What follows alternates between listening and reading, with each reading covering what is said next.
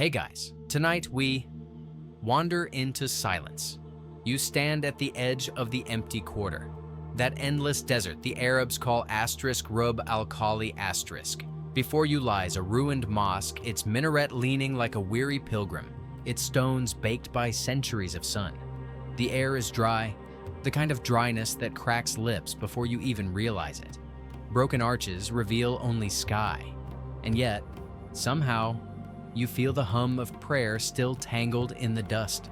1,000 forgotten dawns echo here.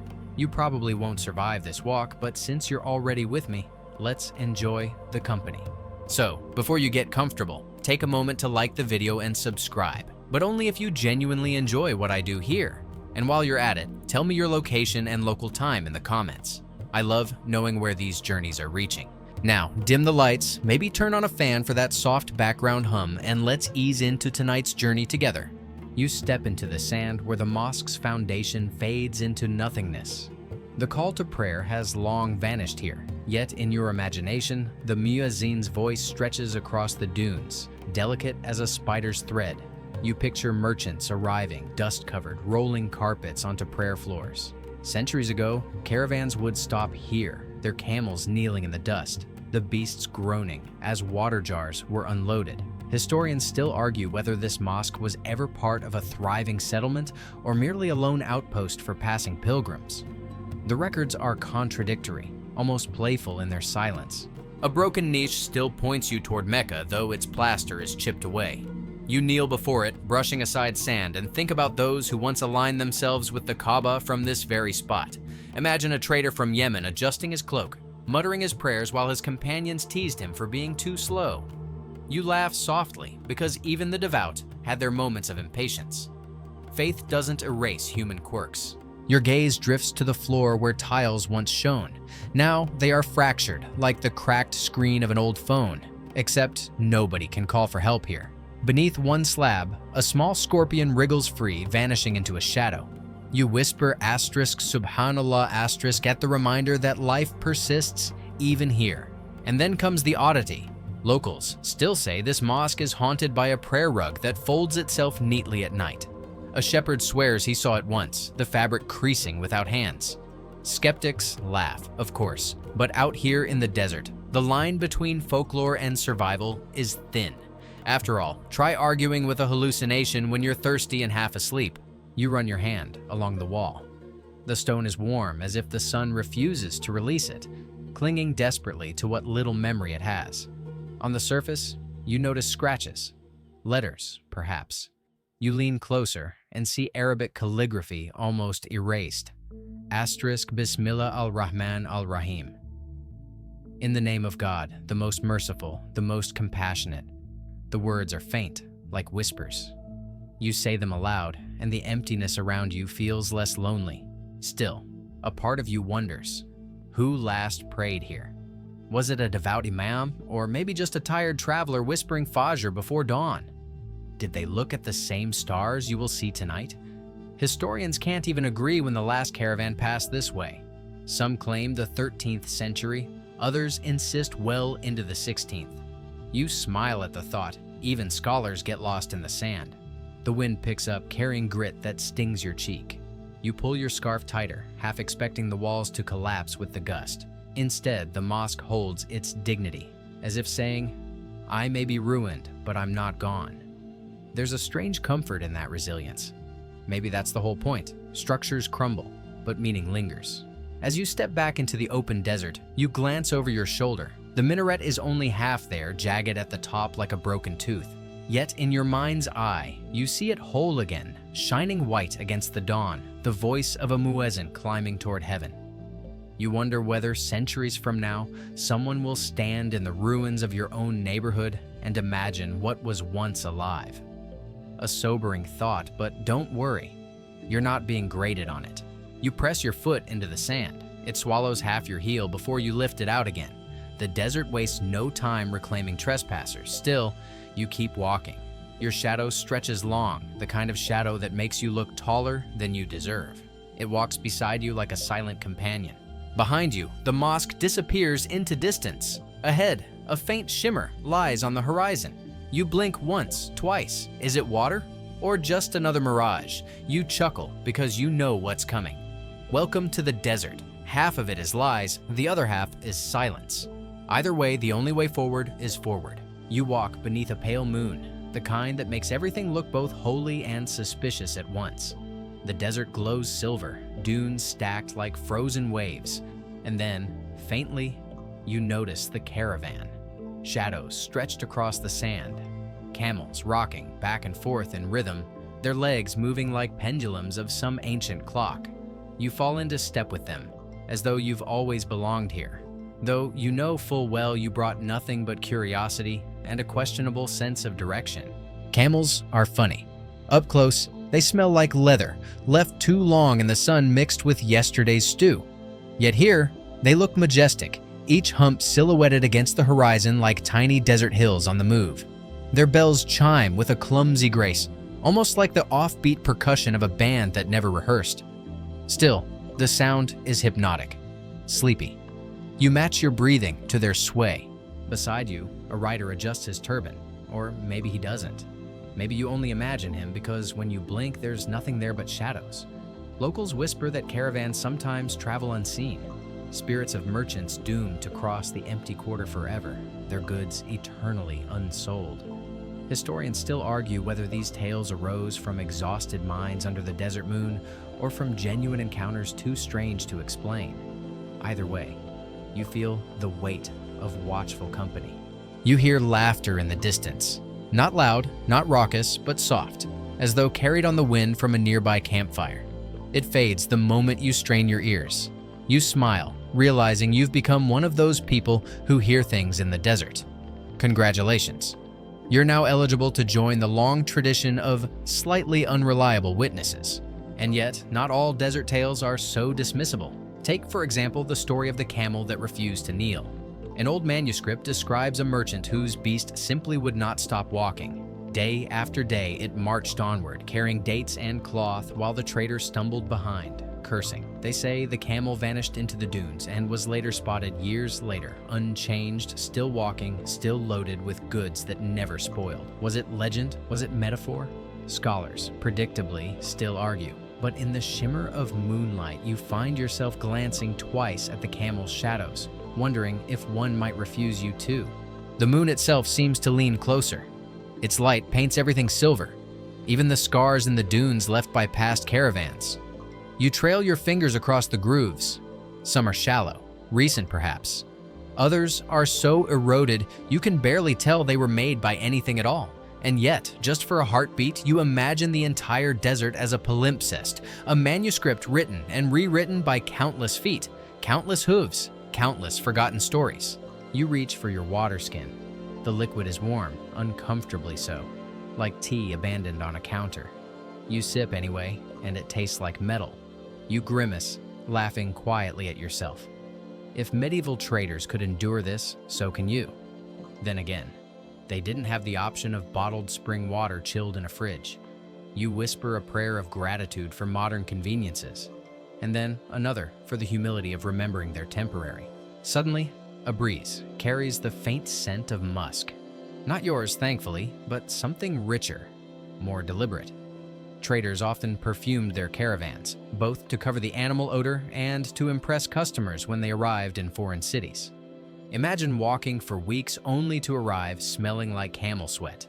No one's buying your frankincense after that. So merchants would carry tiny vials of perfume, mixing them with oils. Some say certain fragrances were so potent they warded off jinn. Others say they simply warded off fellow travelers who hadn't bathed in, half a century. Your footsteps crunch softly. Sand, for all its softness, has a way of grinding like broken glass under pressure. The sound is oddly comforting. Each step feels like a timestamp, proof that you exist in this vast emptiness. And isn't that what every traveler wants? To leave some trace, even if the desert erases it by morning. Far ahead, the caravan shadows lengthen, and you swear you hear the clinking of goods, metal on metal, jars bumping, ropes tightening. Yet when you strain your eyes, all you see are silhouettes melting into the dunes. You can't decide whether you've joined them or they've joined you. Maybe it doesn't matter. The important thing is that you're walking in step with ghosts. and somehow that feels less lonely. You tilt your head skyward. The moon is nearly full, a luminous disk that seems almost smug about its endurance. How many caravans has it watched? How many prayers has it overheard? There's a comfort in its silence. You exhale, shoulders loosening. The desert has a way of making you feel small, but tonight you also feel infinite. As the wind shifts, you hear again the faint jingling of camel bells, softer now, as if moving ahead of you. You follow, not because you have to, but because the alternative, standing still, is worse. Motion is survival here. The shadows lead you onward, and you step forward, trusting that wherever these silent companions go, at least the journey will not be yours alone. The desert shifts beneath your feet, each dune rolling like a frozen tide. By day, this place is blinding, but under starlight it softens, every curve glowing like brushed silver. Your mind drifts, and suddenly you're no longer walking among dunes. You're strolling through an ancient marketplace that once thrived on this very sand. It is as if the ghosts of commerce still linger, whispering their bargains into your ears.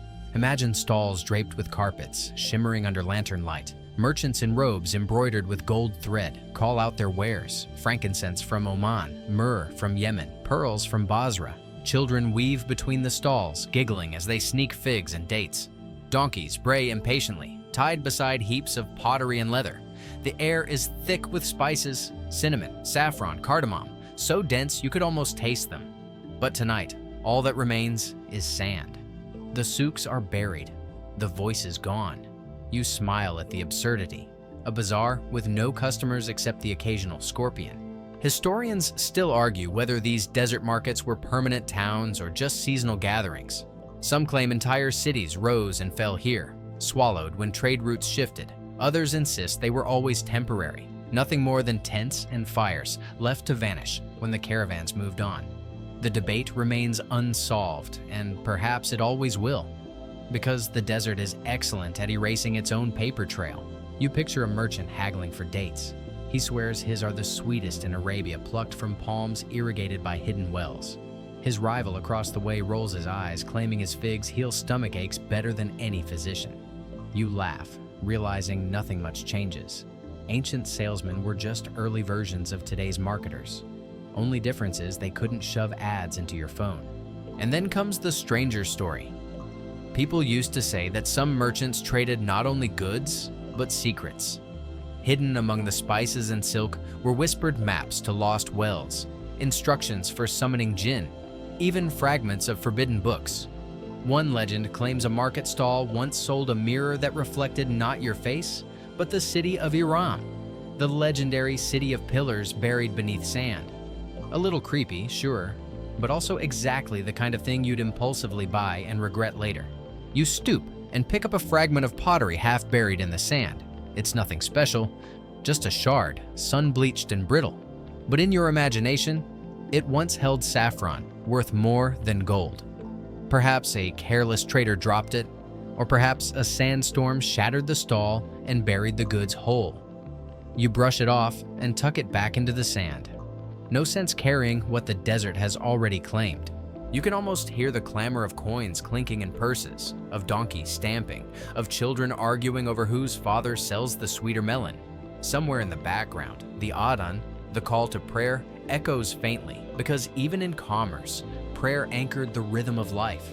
Traders would pause, spread mats in the dust, and bow together. A reminder that wealth fades, but worship lingers. You walk farther into the imagined market.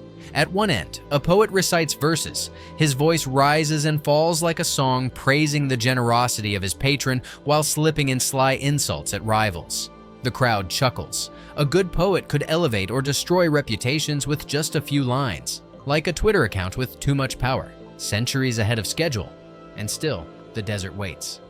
Because every story ends the same here. The market vanishes. The tents are packed, the stalls folded, the lamps extinguished. What remains? Only dunes shifting back into place, hiding all trace of human noise. If you listen closely, you can almost hear the sigh of the sand as it reclaims its ground. You shake your head, amused. Humans build, boast, bargain, and the desert laughs, patient as always. It has time on its side, Maybe that's the great lesson. Nothing you sell, nothing you buy, can last forever. The sand doesn't keep receipts. And yet, as you walk on, you can't help but smile at the idea of joining one of those long-lost bazaars, buying dates with imaginary coins, and maybe, just maybe, accidentally haggling with a ghost. The horizon wavers with a shimmer that tempts your weary eyes. You squint, wondering if it's a mirage, or perhaps, by some rare blessing, an oasis. Step after step, the air thickens, bending light into the illusion of water. You laugh under your breath, because you know the desert's favorite game. Offering hope, then yanking it away like a mischievous uncle stealing dates at a feast. Still, your feet drag forward, lured by the promise. And then, against all odds, the shimmer solidifies. Palms rise out of the haze, their fronds whispering in the breeze. At their feet lies a pool of water, dark and still as a polished mirror. You kneel at its edge, dipping a cautious hand. The water is cool, real. You splash your face, and for a moment, you feel alive again. Caravans depended on oases like these, tiny green miracles scattered across Arabia. Without them, no merchant could survive the empty quarter. Some were famous. Wadi Hadramaut, where frankincense caravans rested, or the wells near Najran, said to be dug by angels. But others? Their locations were secrets, traded like treasure maps. Historians still argue whether certain oases were natural or engineered by ancient hands, irrigation channels long buried beneath sand. The debate only deepens the mystery. You pluck a date from a nearby palm and chew slowly. It is sweet, soft, the kind of sweetness that makes you think the tree itself was touched by paradise. And why not? Dates were the lifeblood of desert survival, nutritious, long-lasting, and blessed in tradition. Prophet Muhammad, peace be upon him, recommended breaking fast with dates, and scholars today still marvel at their balance of sugar, fiber, and nutrients, a true miracle fruit.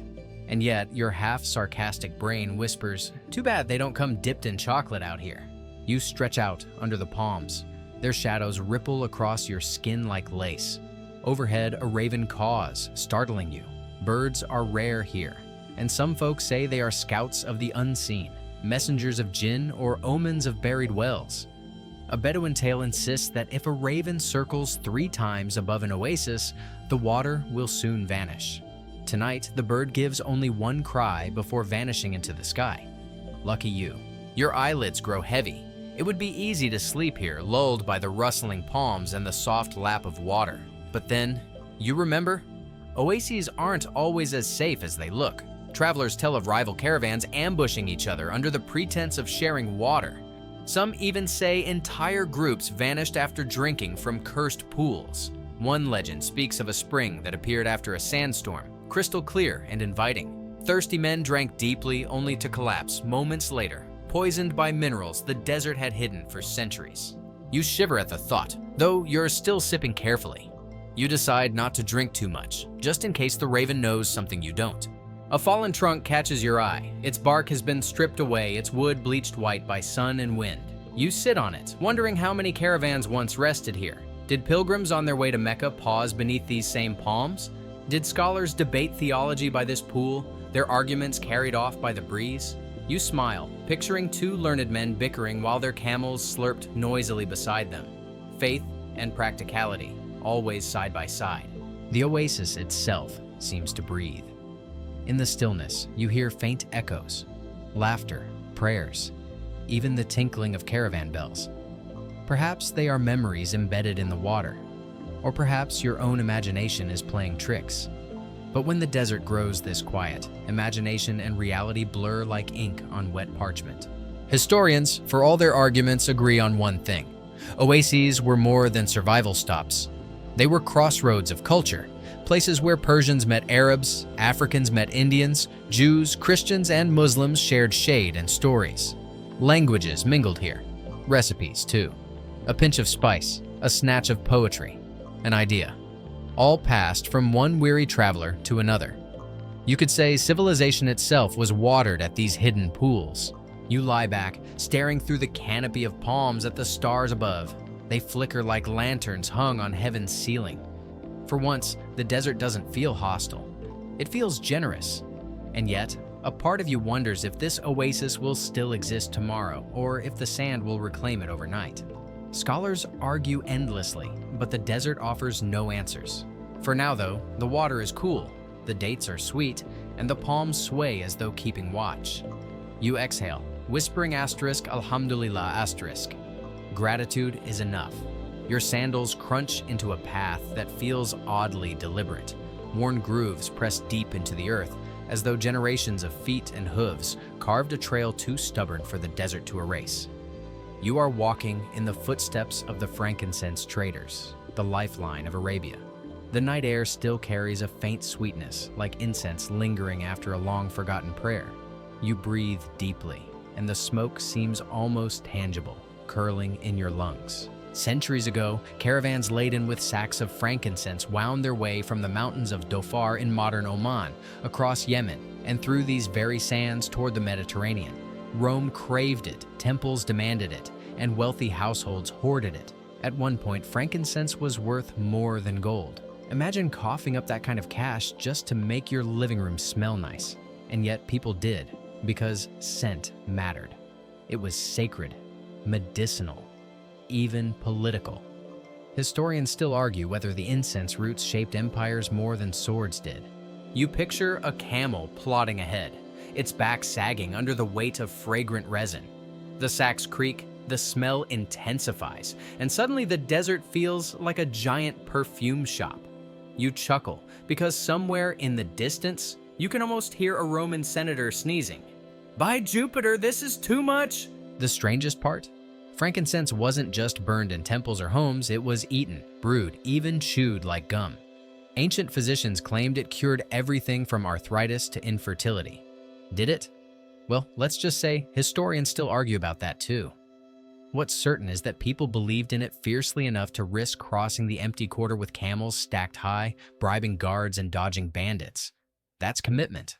Legends cling to these routes. One tale insists that a particular sack of frankincense once burst open under the desert sun, releasing a smoke so thick it summoned a jinn. The spirit, annoyed at being disturbed, cursed the caravan, and every merchant lost his voice until they reached Damascus. Did it happen? Probably not. But you grin at the thought of a line of wealthy traders reduced to frantic hand gestures, trying to negotiate silently with unimpressed customers. The desert itself remembers. Look closely at the sand. You can spot faint glitters, not water, but tiny grains of crystallized resin scattered long ago. You stoop, rub one between your fingers. It leaves a faint stickiness even now. How many miles has it drifted? How many dunes has it crossed? You flick it away, half tempted to whisper, "Sorry, not buying today." As you walk, the stars overhead guide you. Traders once called them companions, fixing their routes by constellations. Frankincense merchants in particular followed Orion's belt, 3 bright stars that pointed the way north. You tilt your head, and sure enough, they're right there, glittering with smug reliability. Imagine trusting your entire fortune to 3 distant dots of light. Then again, you trust your phone's GPS, which is just as invisible and arguably less poetic. The path bends toward a low ridge. You climb it slowly, sand slipping beneath your feet. At the top, the view opens wide, a line of dunes stretching endlessly, shimmering faintly under the moon. Once, this very ridge might have been alive with sound. Camel grunts, merchants shouting, bells clanging, incense smoke curling like a banner of invisible fire. Now, it's silent, but the silence carries an echo, as if the dunes themselves are still infused with scent. A scrap of memory surfaces. Roman writers describing their shock at Arabia's wealth. One grumbled that the empire spent too much money on Arabian luxuries, complaining that every Roman household seemed obsessed with incense. Others warned of moral decay. Isn't it funny? People panic about imports ruining culture, yet centuries later, we still burn incense in mosques, homes, and shops without worrying we've lost ourselves. Maybe the Romans were just jealous. The desert wind rises, tugging at your scarf. For a moment, it feels like the dunes themselves are shifting deliberately, herding you onward like a camel driver urging stragglers. You smile and obey. What else can you do? The sand always gets the final word. Down the ridge, you pause and glance back. Your footprints already blur in the moonlight, erased almost as soon as they're made. But the path of the frankincense traders remains, etched not in sand but in memory, in legend, in the scent still carried across oceans. You're only a shadow on that road, but for tonight you walk it with them. The dunes grow restless, their ridges ripple like the backs of sleeping beasts, and every gust of wind shifts their shape as though unseen hands are sculpting them anew. You pause because the air feels heavier here, thick with stories, rumors, and that prickling awareness that you might not be alone. This is the part of the desert people avoid speaking of too loudly, the dunes haunted by jinn. Your feet sink a little deeper as you walk, each step producing a low humming sound. At first, you think it's your imagination, the blood rushing in your ears. But no, the dunes themselves are singing. The empty quarter is famous for it. When wind rushes across certain slopes, the sand vibrates, producing a deep, eerie drone sometimes called the music of the desert. Caravans used to swear these were the voices of jinn, chanting in languages no human could decipher. Historians still argue whether this singing sand is purely geological or something stranger. You smile, deciding you'd rather not test it by staying still too long. You remember an old tale told by Bedouins, a caravan that ignored the warnings and camped atop such a dune. The merchants laughed at the humming, treating it like background music while they roasted meat. But by dawn, not a single man remained, only the camels, kneeling silently, their loads untouched. The story insists the jinn claimed the men for mocking their song. Of course, skeptics suggest they wandered off in a sandstorm or were ambushed by thieves. Either way, the desert does not issue refunds. You tighten your scarf, feeling the wind press harder. The sand swirls at your feet, forming tiny whirlwinds that collapse almost instantly. Out of the corner of your eye, one swirl lingers longer than the rest, almost human in shape. You blink, and it's gone. You laugh nervously, telling yourself it was nothing. But part of you glances over your shoulder anyway. Islamic tradition makes the jinn sound both terrifying and strangely relatable. Beings of smokeless fire, capable of free will, some noble, some mischievous, some outright cruel. They pray, they marry, they eat. Some even listen to the Quran. And yet, stories insist they dwell in lonely places, the ruins, the wilderness, the deep desert. Which means right now, you're walking through prime jinn real estate. Congratulations. You mutter asterisk bismillah asterisk under your breath, just in case. Better safe than sorry. The words seem to settle the air around you, though the dunes keep their low hum. Almost like they're chuckling. You shake your head. If a dune laughs at you, do you laugh back? Or just walk faster? A glimmer ahead distracts you. At the base of a dune lies a half-buried object, smooth, curved, pale under the moon. You brush sand away and find a clay lamp, the kind you've seen in museums. Its spout is chipped, its handle broken, but you swear it still smells faintly of smoke. Your modern brain groans, don't rub it. Your curious hand, however, twitches. You set it back down, resisting the urge. If it's empty, you'll be disappointed. If it's not, well, you're not sure you want to negotiate rent with a supernatural roommate tonight. The wind grows louder, like a chorus. The dunes shift again, their peaks trembling. You hear faint laughter, childlike, high-pitched, impossible to pinpoint. You know the desert plays tricks on sound. Still, it makes your heart beat faster. You remind yourself of the Prophet's advice. If you hear strange calls in the wilderness, don't answer. So you keep your mouth firmly shut, though a sarcastic part of you wonders if ignoring prank calls also applies to jinn. You climb a slope, sand sliding beneath your feet. The humming deepens, resonating in your chest like a drum. At the top, you stop and look back. The desert glows silver, endless and indifferent. And yet, down below, you think you see faint shapes moving. Long lines, like a caravan. No bells, no voices, only shadows. They move too smoothly, too silently. By the time you blink, they're gone. Historians, of course, dismiss such sightings as hallucinations brought on by exhaustion and thirst. And yet, they've never stood here with the dunes humming like a living choir. Shadows sliding like water across sand. You grin weakly. Scholars can argue from their libraries, you'll just try not to trip on your way down. The sand hisses, sliding with you as you descend.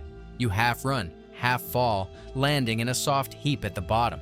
For a moment, the hum fades. Silence returns, heavy but comforting. You dust yourself off, muttering, "Still alive. Sorry, Jinn. Maybe next time."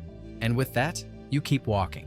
The dunes behind you continue their low, mournful chant as though singing you onward.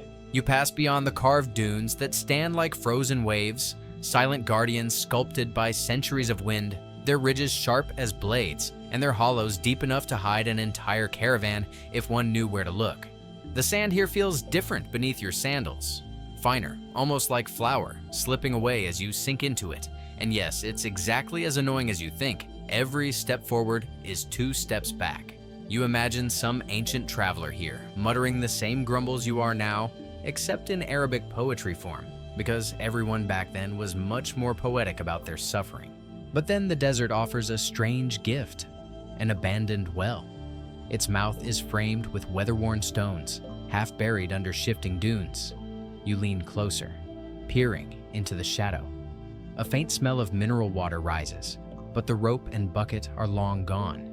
People whisper that these wells were placed by the jinn, mischievous desert dwellers who sometimes offered water and sometimes traps. Historians still argue whether the Bedouins genuinely believed these wells were enchanted, or whether the jinn stories were just clever excuses for the randomness of the desert. Either way, you decide not to test your luck. You don't exactly want to star in Sleep Story Listener Falls into Bottomless Hole. Instead, you notice the carvings around the stones. Faded Arabic inscriptions curl in elegant Kufit script, praises to Allah etched by hands long forgotten. You trace them gently, feeling a connection that spans centuries. Once, this well must have been a lifeline for merchants traveling the frankincense route, that ancient trail linking Yemen to the Levant. Imagine the drama: tired camels slurping water noisily, merchants haggling over spice prices, one poor guy trying to sell his last sack of salt while everyone ignores him. Somewhere out there, his descendants probably own a chain of successful supermarkets. Allah has a sense of humor. The dunes shift with a sigh, as though remembering these scenes. Your journey takes you onward, deeper into the empty quarter. Night falls, and the stars prick the sky like scattered lanterns. Somewhere far away, you think you hear a faint melody. Maybe the wind, maybe a voice. A legend surfaces in your mind. The lost city of Iram, Atlantis of the sands, said to be buried under these dunes. Scholars debate whether it was a real city or just a metaphor in Quranic verses, but the desert doesn't care. It buries all proof, keeps all secrets. And you, of course, keep walking. Because apparently sleep stories require a touch of madness. You mutter under your breath about air conditioning and iced tea, but secretly, you're enchanted. The dunes are whispering, and tonight, you are allowed to listen. The dunes rise higher now, towering like golden fortresses, their slopes glowing faintly beneath the moon. Each crest you climb reveals another endless horizon, as if the desert is teasing you. Oh, you thought that was the last hill? Cute. But the emptiness is strangely calming. The silence is so complete that your own heartbeat becomes part of the soundscape, a steady drum echoing in the vastness. And yet, this desert is never truly silent. Beneath the hush, there are whispers, winds sliding through hollow dunes, grains of sand clicking against each other like prayer beads. Old Bedouins used to say these were the voices of the jinn, holding councils in the night, plotting or gossiping about passing travelers. Some even claimed that if you camped alone, you'd hear your name whispered just as you were about to fall asleep. Creepy? Yes. Effective for keeping children close to the fire? Also yes. You pause at a ridge and let your eyes sweep across the plain. And there it is, something glinting faintly in the moonlight. At first you think it's a mirage, but as you approach, the shape hardens into view. Stone pillars, half buried, weathered into strange angles. The ruins of something old, maybe a trading post, maybe a shrine, maybe Iram itself, shrugging one shoulder above the sand before sinking again. Scholars with expensive equipment and satellite maps are still arguing about this, while you, with your wandering feet, have just stumbled onto it by accident. Typical. The stones are carved with looping patterns, geometric swirls that almost seem alive under your fingertips.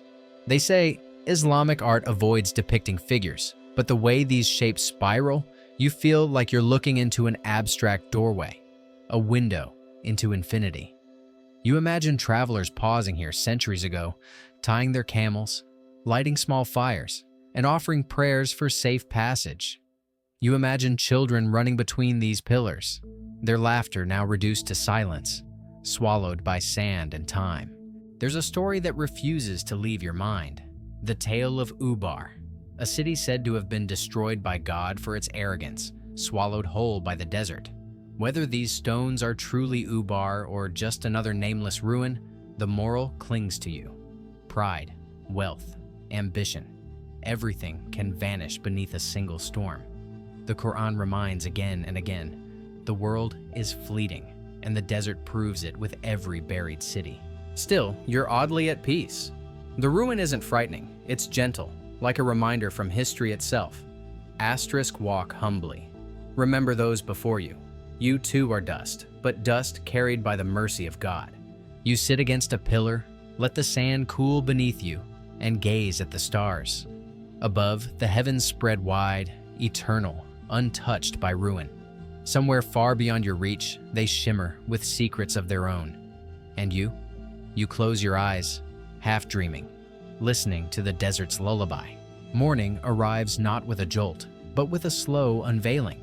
The desert never rushes. It lets dawn spill gently over the horizon like golden honey. Shadows shrink. Dunes turn from gray to pink to burning gold, and the chill of night gives way to a creeping warmth. You rise with the sun brushing sand from your clothes, feeling as if you've been reborn into a new world. And in a sense, you have. Travelers have always spoken of desert dawn as a spiritual awakening. Pilgrims to Mecca describe how the first light of day, seen after a long night of prayer, feels like mercy itself descending. Soldiers and traders wrote of the relief it brought after nights filled with dread. And mystics, oh the mystics, they said dawn was when the veils between heaven and earth grew thinnest, when angels themselves walked with mortals. You take a few steps forward and notice faint tracks in the sand, camel prints arranged in perfect rhythm. They can't be more than a few hours old. You imagine a caravan passing by in the night, its bells chiming softly, the merchants wrapped in flowing robes, their faces half hidden but their eyes sharp, watchful. Perhaps they were transporting spices, silk, or manuscripts bound for Cairo, Damascus, or Baghdad. Perhaps they were carrying secrets, messages wrapped tighter than any parcel, tucked into the folds of cloth where only the intended recipient would know to look. This land has always been a corridor of stories. Take Ibn Battuta, for instance, the Moroccan traveler who set out in the 14th century intending only to reach Mecca, and ended up circling half the known world. He crossed deserts like this, wrote of mirages, strange tribes, miraculous springs. His notes survive as one of the greatest travelogues in history. You wonder, did he too pause at dawn like this, feeling small yet deeply connected to everything? The Quran has a verse that stirs in your mind. And by the dawn when it breathes. 81:18. It's a reminder that morning itself is alive, a living thing sighing across the desert, awakening creation. You can almost hear that breath now, warm, patient, and steady, carrying not just heat, but reassurance. The desert, after all, is not just emptiness. It's a canvas for reflection. To Muslims across centuries, deserts have been mirrors. They strip away distractions, force you to see your inner self, and remind you of your dependence on the Creator. The sand might stretch endlessly, but so too does mercy. The horizon might look unreachable, but so too is eternity waiting just out of sight. As the sun climbs higher, you feel the weight of the night stories settling into you. Ruins and jinn, whispers and stars. They don't seem frightening now. Their threads woven into the same great tapestry of faith and history, each one a reminder of how vast, how mysterious, and how humbling this world is. And so, you walk on.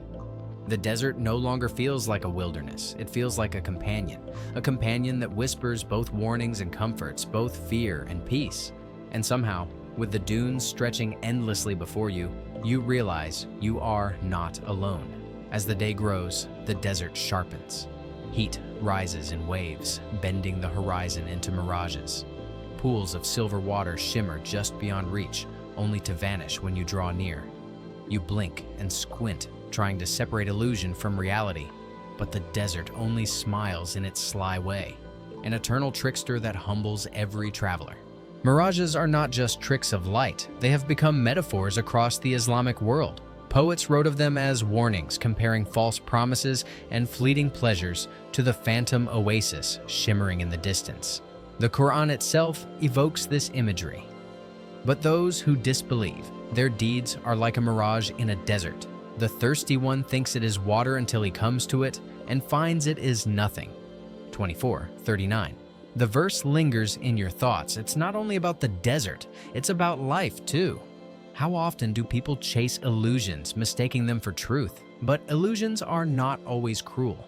Sometimes they carry meaning, hidden lessons. Sufi mystics told stories of desert wanderers who chased a mirage for days, only to collapse where there was no water. Yet in their thirst, they found an inner clarity, a glimpse of divine reality that no well could provide. Illusion led them to truth.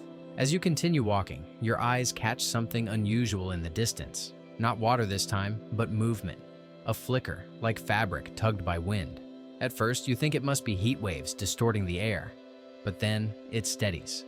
A dark figure, standing motionless atop a dune. You stop. The desert holds its breath.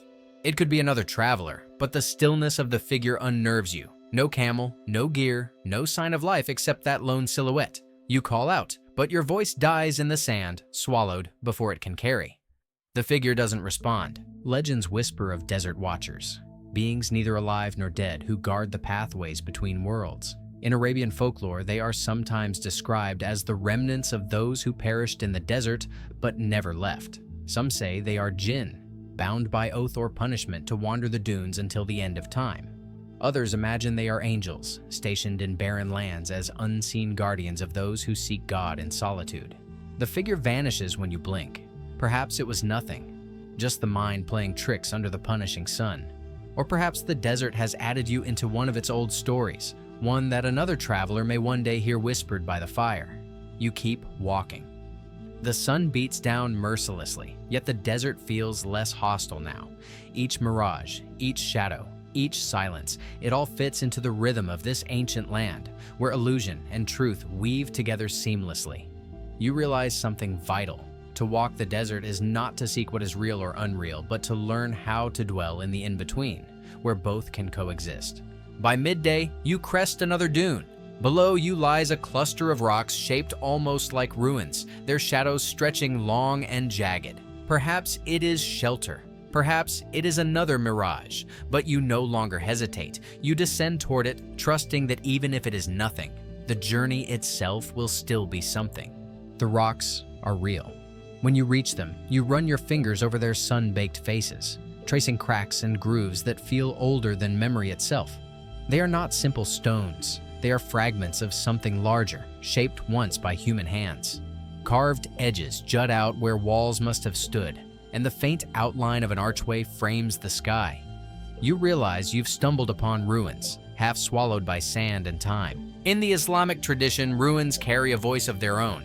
Travelers across Arabia, Persia, and North Africa would pause before fallen cities, reciting lines of poetry that mourned what once was. The Quran speaks often of vanished peoples. Ad Thamud, Pharaoh's kingdom, mighty civilizations that defied God and were reduced to silence. To stand among ruins is to feel both the arrogance of men and the permanence of divine decree.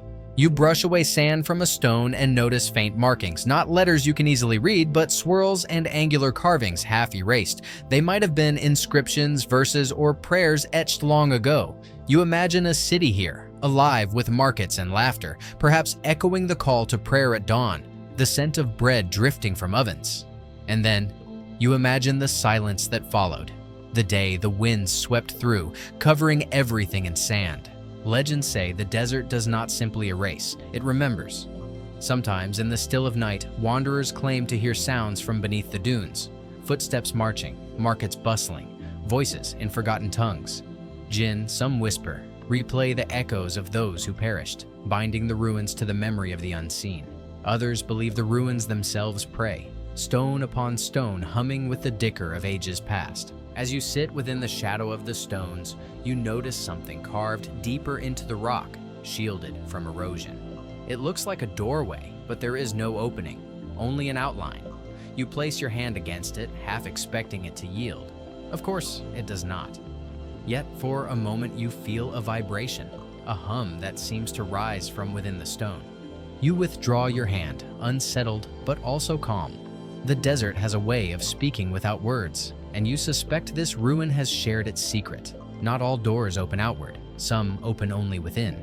You rest there a while, the stones cooling your back as the sun climbs higher. Shadows stretch thin, and the air wavers with heat. When you finally stand to move on, you bow slightly to the ruins, as though leaving a host's house. You don't know why you do it, it just feels right. As you walk away, you glance back once more. The ruins appear smaller, less distinct, already sinking into the dunes again. Perhaps another traveler will never find them. Perhaps you dreamed them into being. Yet, you carry their presence with you, and with it, a deeper awareness. In the desert, nothing is lost, not truly. It only shifts, waits, and whispers.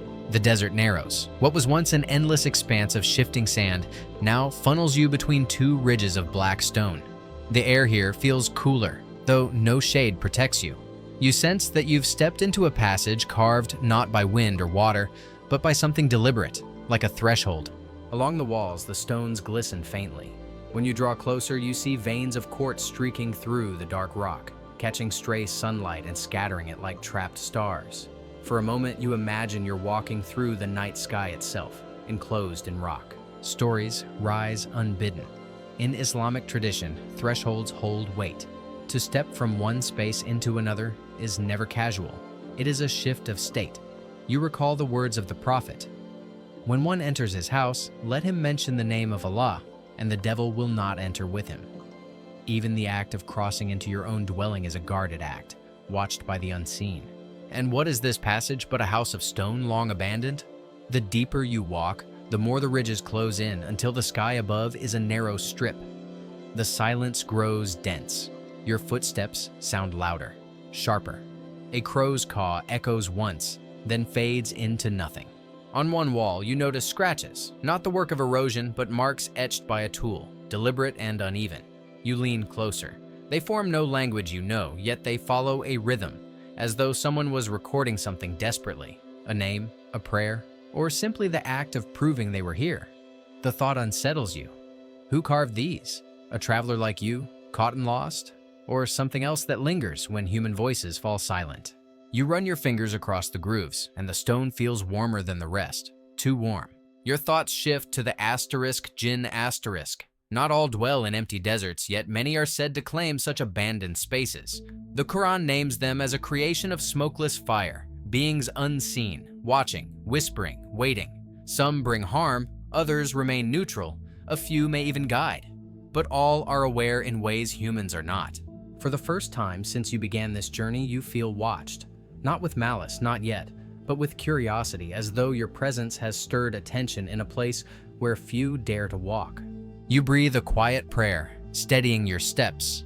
The words flow softly from your lips, reminding you that nothing is traversed alone, even when the path narrows and shadows press close. The corridor of stone seems endless, but then, just as unease begins to coil tightly in your chest, the rocks widen. The passage opens abruptly into a basin, a hollow space encircled by cliffs. And there, at its center, lies something unexpected, a pool. Clear water, impossibly still, reflecting the slice of sky above. The surface glimmers with a purity that feels almost otherworldly. You pause at the edge, staring. In the desert, water is life, yet here it feels like more than survival. It feels like a test. You kneel, cupping your hands into the pool. The water is cool against your skin, carrying no taste of salt or dust. You drink, and for a moment it feels as though the weight of the entire journey lifts, leaving only clarity. Yet when you glance at the surface again, your reflection shimmers oddly. Not quite your face, not entirely. You look away quickly, heart steady but uneasy. This pool may not belong to you. You whisper another prayer, then rise, preparing to move onward. Behind you, a ripple disturbs the water. The ripple expands outward, gentle at first, then widening until the whole surface trembles. You freeze. No wind stirs the basin. No pebble fell into the pool. The disturbance came from within. Your first instinct is to step back, but your feet remain rooted. A low hum, so faint it could almost be mistaken for memory, thrums in your ears. You look again at the pool, and in its depths, shadows gather. Not reflections, not tricks of light, shapes. One rises slowly, too dark to be water, too fluid to be stone. It coils like smoke beneath the surface, shifting with intent. You feel the stories you once heard in childhood return. Tales of jinn that dwell in wells, streams, and lonely pools in the desert. Travelers who drank without reverence sometimes vanished, their footsteps leading nowhere, their belongings found beside undisturbed water. You whisper the name of Allah again, your voice steady despite the dryness of your throat. The hum fades, as though your words disrupt it, but the shape does not vanish. Instead, it stills, as if listening. The silence that follows feels longer than time, and then slowly the shadow dissipates. The water clears. The pool reflects nothing but sky once more. You exhale. Relief, sharp and trembling, passes through you. Yet the air here feels heavier than before, thick with unseen presence. You do not drink again. Instead, you bow your head, acknowledging the space, and turn away. The basin narrows to a trail that climbs upward through loose stone, steep and uneven. Every step pulls you farther from the pool, but you sense its watchful stillness lingering behind you, etched into your memory. As you climb, your thoughts turn to another story. There is a tale of Uwais al-Qarni, a man from Yemen who never met the Prophet Muhammad in life but loved him deeply. When news of the Prophet's broken tooth reached him, Uwais broke his own in grief, out of love and empathy. He was unseen, unknown to most, yet the Prophet himself told his companions to seek Uwais and ask him for prayers. The tale reminds you of something essential. Not all that is unseen seeks harm. Some exist in silence, carrying love, sacrifice, or prayer without recognition. You cling to that as you climb higher, the sun reappearing above the cliffs. When you reach the ridge, the land stretches out before you once more, vast and endless. But now, far in the distance, you see something breaking the horizon, the faint outline of stone rising into the sky. A ruin, or perhaps a city. You cannot tell, but it calls you forward. Your journey is not yet done. At first it seems like a mirage. The outlines are hazy, blurred by the heat that rises in waves off the desert floor. You blink once, then again, but the form remains. Stone against sky, angles where the earth should be flat. Your heart steadies. Whatever lies ahead is real. You descend the ridge carefully, each step sending pebbles rolling ahead of you. The path widens into a barren plain, cracked and dry. The silence here feels different, less sacred, more expectant, like a stage awaiting its first sound. Hours pass in your walk. The ruin, or city, draws nearer with painful slowness, each step seeming to stretch the horizon farther away. Yet you keep moving, guided by something you cannot name. Finally, as the sun dips low and the world glows in bronze, you reach the edge. Stone rises before you in great slabs, fractured and half buried in sand. Archways lean at strange angles, their inscriptions worn into near invisibility. What little you can read is carved in Kufic script, stern and geometric, but the words are incomplete, as if swallowed by time. You step through one broken arch. Inside, silence reigns, but it is a silence different from the desert's emptiness. This is the silence of abandonment, of voices once loud, now forever absent. Columns stand cracked in rows, leaning like weary travelers. Between them, wide courtyards open where weeds sprout through stone, and here and there, faint etchings catch the last rays of light. Stars, crescents, geometric designs spiraling inward like endless prayers. You touch one with your fingers. The stone is cool despite the heat of the day. For a moment, you imagine the hands that carved these lines. Was it faith that guided them? Was it fear? Or was it simply duty to a ruler now forgotten? The air thickens. A memory stirs. The story of Iram of the Pillars. A city said to have been built by the people of Ad, so grand its columns rivaled the heavens. Yet, when arrogance filled their hearts, refusing the warnings of the Prophet Hud, a punishment came. The city was swallowed by sand, hidden forever, as a sign for those who reflect. You wonder if you now walk upon its remains. Your footsteps echo faintly against the stone. The sound unnerves you, for it feels not like your own, but like the shadows themselves are walking beside you. And then you notice it. A door. Not an intact door, but a slab of stone darker than the others, set into the ground at an angle. Unlike the broken arches and shattered walls, this piece seems untouched, deliberate, as if meant to remain unseen until someone stumbled upon it. You crouch, brush away sand. There are markings, not Kufic, not script at all, but spirals carved deep into the surface, winding inward to a point you cannot quite follow without feeling dizziness creep into your vision. The air grows colder. A question forms in your mind, unbidden. Do you open it? You close your eyes, whisper a prayer, and press your palm against the stone. It does not move, but the spiral seems to shift beneath your touch, subtly, almost imperceptibly, like water rippling around a hidden current. And then, from somewhere deep within the ruin, a sound stirs. Not the wind, not stone collapsing. A low, resonant chant, wordless and vast, as if the ruin itself remembers. Your heart races. You lift your hand. The spiral stills. The sound continues.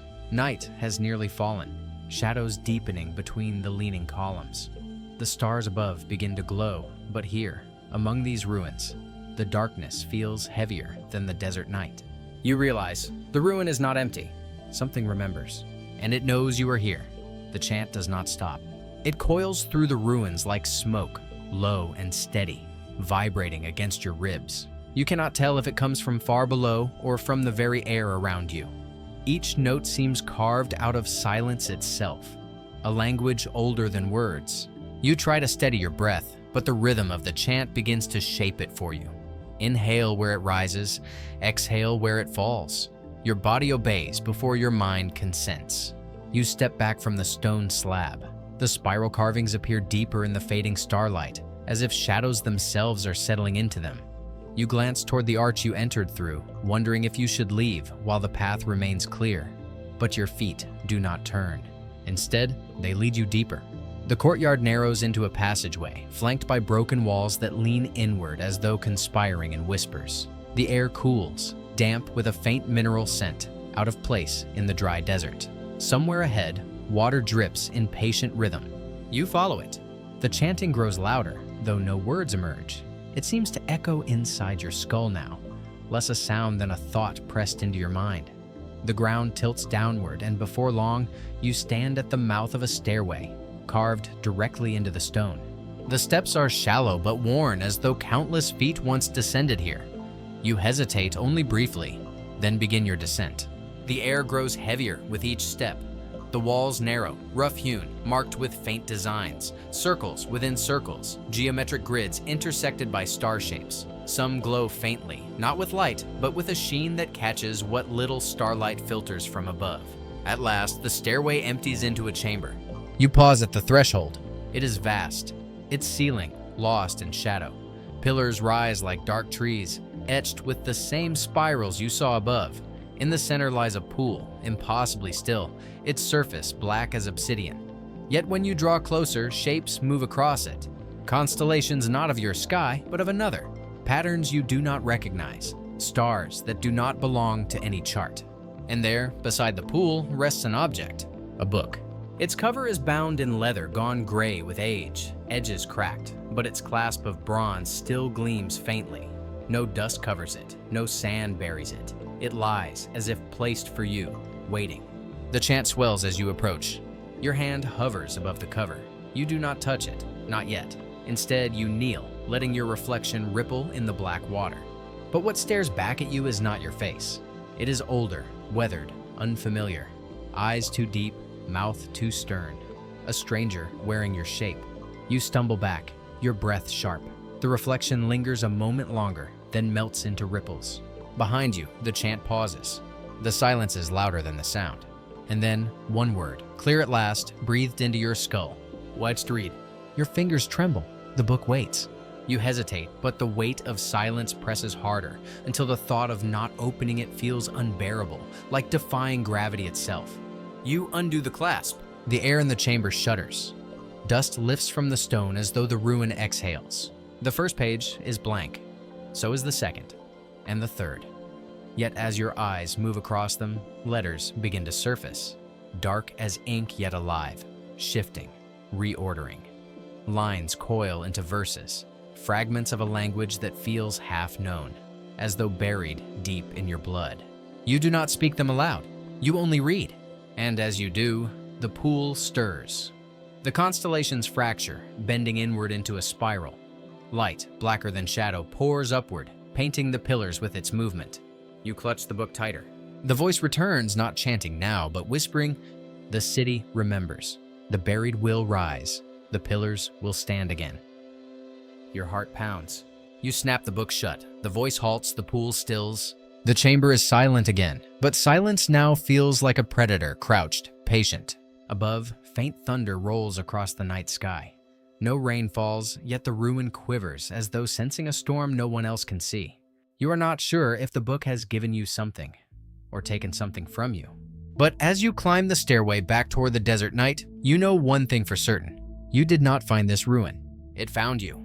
The horizon swallows distance in silence. Step by step, you walk toward the faint outline of stone rising against the sky. At first it seems small, like a mirage. Thin columns, flat walls, crumbled edges blurred by heat.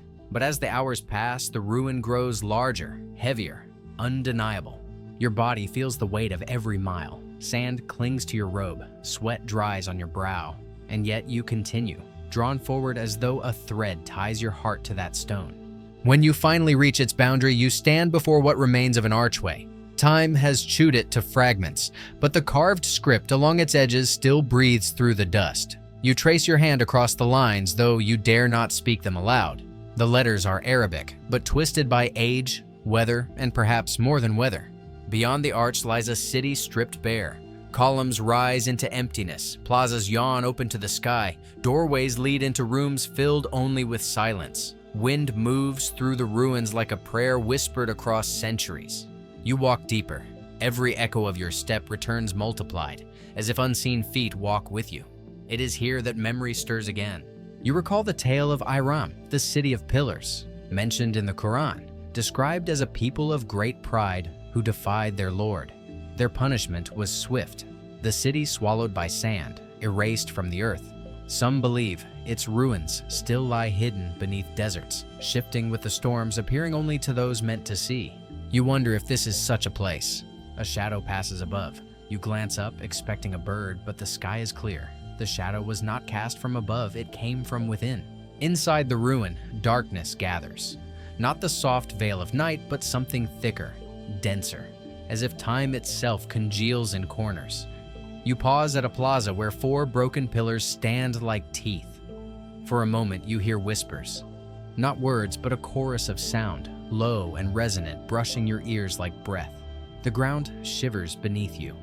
Only slightly, but enough to remind you that this place is not fully dead.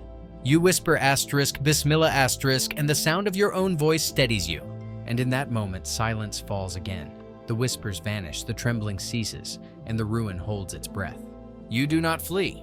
Instead, you bow your head and step forward into the shadow of the city swallowed by time. The air grows cooler as you step beneath the leaning stone. Shade folds over you, though the sun still burns high above the ruin. The silence here is no longer empty. It feels occupied.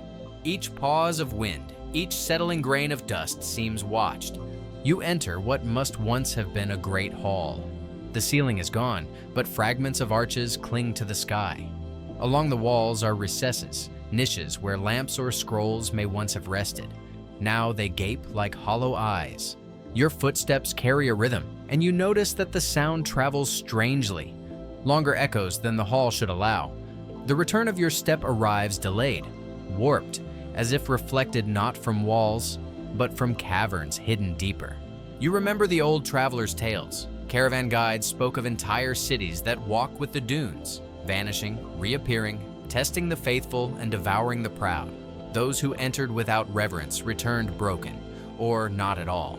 You whisper a verse to anchor your spirit.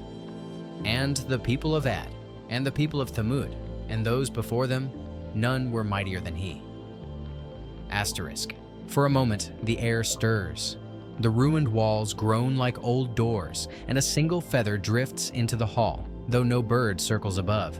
It lands before you, pale, almost glowing. You hesitate to touch it. The feather trembles. Then, before your eyes, it crumbles to sand.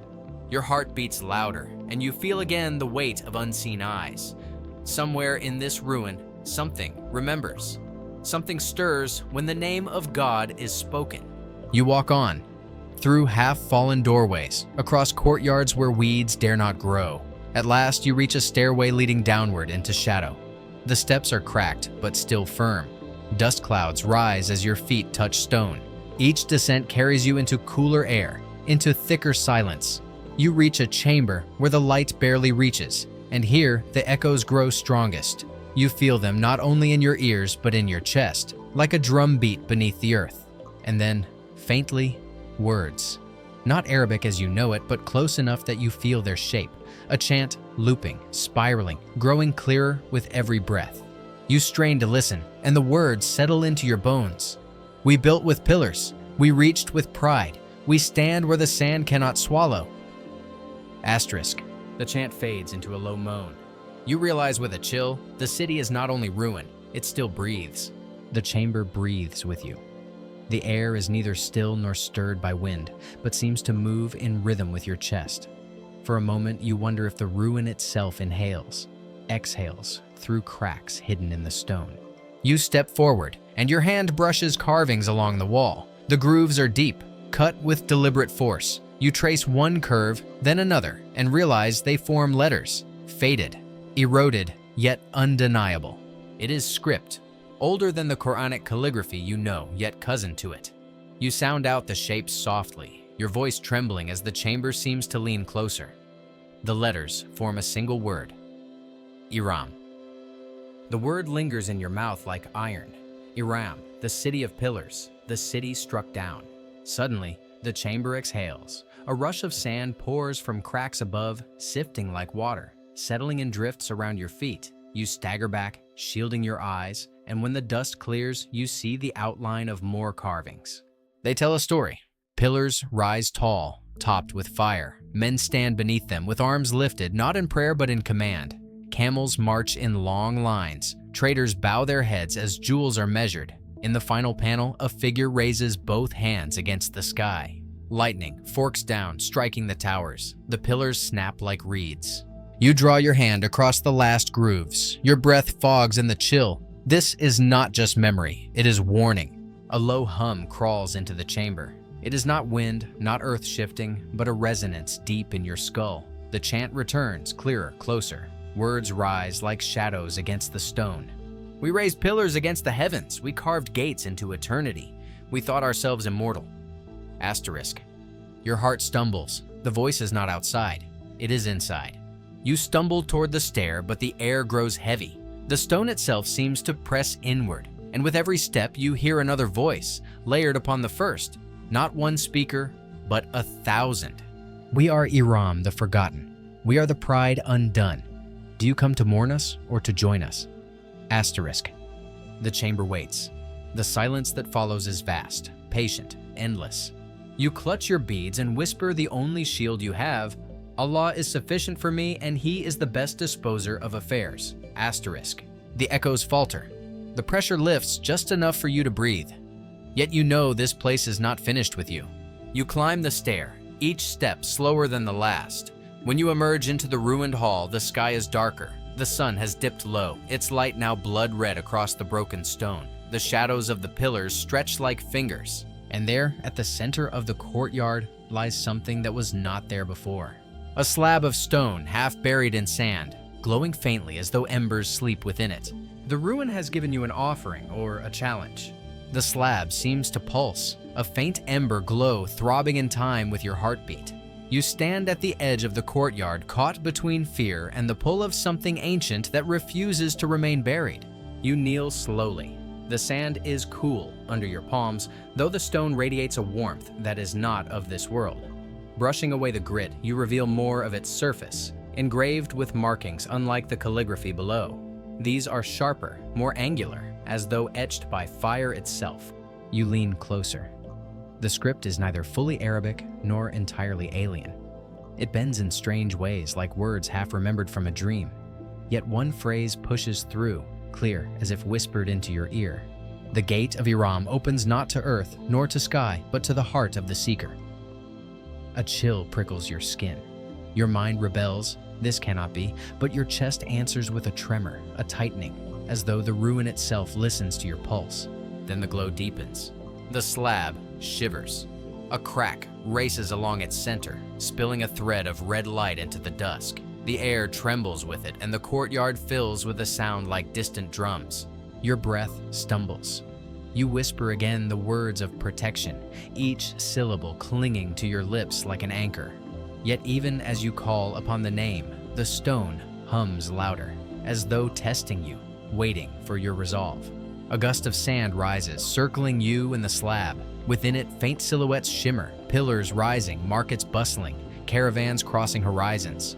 Iram, alive again, woven from dust and memory.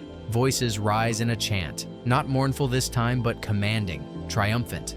We built eternal gates. We raised eternal pillars. Who dares disturb our rest? Asterisk. The vision flickers. You see towers stretching into storm clouds, gilded arches gleaming, jewels scattered like water. Then the vision twists, the same towers struck by fire, the same jewels buried in ash, the pride of a people and their ruin. The wind dies, the sand falls. The courtyard is silent again, but the slab still glows. The crack has widened, a sliver of red fire peering out. Not destructive flame, something older, deeper, hungrier. You realize this is no relic, this is a threshold. A choice coils inside you. If you place your hand upon the slab, perhaps the gate opens. Perhaps the forgotten voices draw you into the depths of their lost city. Perhaps answers lie within. Or perhaps you will not return. You stand trembling in the dying light, the call to prayer echoing faintly across distant dunes. The words of the Adhan thread through your fear like silver. Asterisk, hasten to success, hasten to salvation. Your hand hovers over the glowing stone. The ruin waits. The silence thickens. And somewhere beneath your ribs, your heart beats the question you dare not speak aloud. Will you open Iram's gate? Your fingers brush the glowing crack. The warmth seeps into your skin like liquid fire, not burning, but binding. A pulse that catches your breath and steadies it. The slab does not resist. It sighs. Yes, sighs. As if relieved you have finally come. A low rumble rolls across the courtyard. The sand quivers, stones shift. The air thickens, pressing against your chest until every breath feels stolen. Then, with a sound like thunder muffled under the earth, the slab splits open. A seam of red light spills upward, jagged and living, climbing into the sky before bending back downward, folding into itself like a spiral. It opens into a doorway, not of stone, but of flame held in stillness. Beyond it lies no ruin, no sand, but a darkness vast and echoing, threaded with faint golden lines like veins of light beneath black glass. Your knees weaken. You whisper the sacred name again, the syllables sharp and desperate. The gate does not close. The words only steady your hand, remind you that you are not adrift, that your faith still burns brighter than this alien fire. And yet, a current of awe runs beneath your fear. The voices return not in chant but in murmur, 1,000 whispers circling. Enter, seeker. Enter the city that denied death. Enter the city that bartered with the sky. Asterisk. You glimpse movement in the dark. A corridor, perhaps? No. It feels less like stone and more like memory, like walking through the inside of a dream. Golden patterns shift, sometimes forming arches, sometimes walls, sometimes flowing like rivers. But then another voice cuts through, clear and solitary. Unlike the others, it does not command. It warns. Do not look with hunger. Do not reach with pride. Only those who bow to mercy walk unharmed. Trets. The flame door pulses. For a moment, it seems to bend inward, pulling your gaze deeper as though your eyes themselves are keys. You stagger back.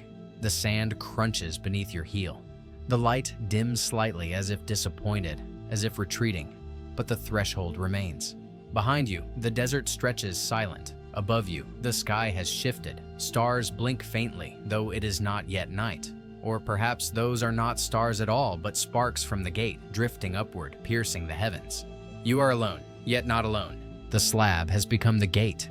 The gate has become the city's tongue, and the city waits. You kneel again, pressing your forehead to the ground, grounding yourself in the soil of creation, in the dust from which you came and to which you will return. The call to prayer echoes faintly again, carried on the breeze, steadying you like an anchor. The choice has not vanished. It stands before you, burning, patient. You could walk away, seal the slab again, let the desert cover what man was never meant to uncover. Or you could step forward, pass through flame and shadow, see what became of Iram and why its people still whisper after 1,000 years. The wind hushes, waiting for your answer. Your heart stammers once, twice, and the gate hums, waiting. And so, as the winds of the desert settle and the echoes of forgotten minarets fade into silence, you realize the journey has always been within. Every ruin, every whisper of legend, every shadow of faith was but a mirror, guiding you back to your own soul. Under the eternal sky, the mysteries of Islam are not lost. They live in every prayer, in every breath, in every dream that carries you to sleep. Tonight, you do not seek answers. You rest, knowing the questions themselves are holy.